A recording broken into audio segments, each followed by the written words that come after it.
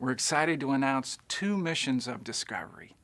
These missions will help us learn about the infancy of our solar system, a period just 10 million years after the birth of our sun. The first mission is called Lucy. Lucy will visit 6 diverse bodies, known as Trojans. These Trojans orbit the sun in swarms in front of and behind Jupiter, trapped by Jupiter's gravity.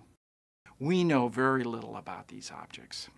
They may be captured asteroids, comets, or even Kuiper Belt objects. The second mission is called Psyche. Psyche will take us to a very large and rare asteroid made of metal. 16 Psyche is the asteroid. It is made of metallic iron and nickel, much like the Earth's core. Scientists believe that Psyche may be exposed core of a planet that was once the size of Mars, but it lost its outer rocky layers due to a series of violent collisions. Lucy launches in 2021 and Psyche in 2023. Come along for the ride and follow these and other planetary missions on nasa.gov.